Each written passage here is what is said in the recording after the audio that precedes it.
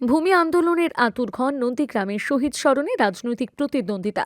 7ই জানুয়ারি নন্দীগ্রামের ভাঙাবেড়ায় শহীদ স্মরণে সামিল তৃণমূল এবং বিজেপি উভয় দলের নেতারা আলাদা করে বুধবার স্মরণ সভা করলেন।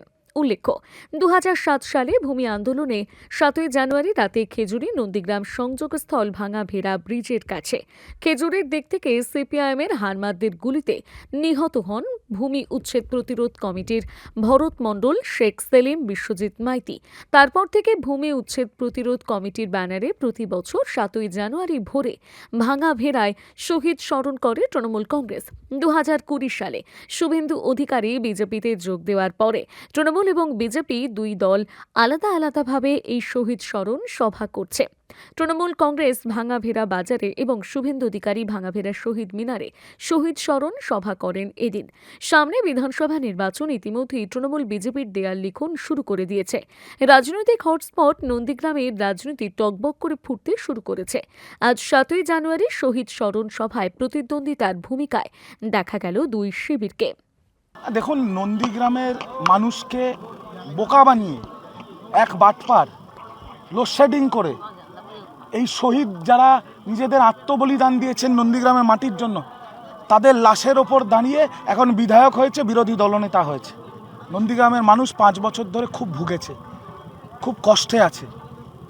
তাদের মনের কথাটা আমি শুধু স্টেজে বলেছি। নন্দীগ্রামের মানুষ চাইছে যাতে নন্দীগ্রাম পাপ মুক্ত হয়, আর সে পাপের নাম শুভেন্দু অধিকারী। নন্দীগ্রামের মানুষ চাইছে যাতে নন্দীগ্রাম আবার স্বাধীন হয়, যেভাবে বাংলা স্বাধীন হয়েছে। আর আগামী 2026-এর যে বিধানসভা 3 মাস বাদে হবে, সেই বিধানসভায় আমি আপনাকে দায়িত্ব নিয়ে বলছি, নন্দীগ্রামের মানুষ প্রতিজ্ঞাবদ্ধ যে তারা এই বাটপারকে ছুঁড়ে ফেলে দেবে। আপনারা ভাবতে পারছেন, আজকে পবিত্র 7ই জানুয়ারি, যেদিন হারমাদরা গুলি করে খুন করেছিল এখানের মানুষকে, আর আজকে যারা খুন করেছিল তাদের গাড়ি করে সিকিউরিটি দিয়ে সিআরপিএফ নিয়ে এসকর্ট করে তাদের সেই খুনিদের নিয়ে এসে শহীদ বেদিতে মাল্যদান করবে। এর থেকে বড় অপমান কিছু আছে শহীদদের? শহীদ পরিবার উপস্থিত আছে, নন্দীগ্রামের মানুষ উপস্থিত আছে, তারা এই সার্কাস 5 বছর ধরে দেখছে। কিন্তু এত ক্ষমতা চিরস্থায়ী হয় না। আর তো 3টে মাস করে নিক, তারপরেও রাজনৈতিক বিদায় উত্থান যেমন নন্দীগ্রামের মাটির থেকে হয়েছে, রাজনৈতিক বিদায়ও এই নন্দীগ্রামের মাটির থেকেই ওর হবে।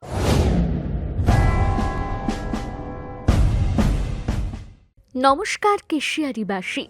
গ্রাম বাংলার ঐতিহ্য আর সংস্কৃতির মেলবন্ধন নিয়ে ফের সেজে উঠেছে আমাদের মাটি।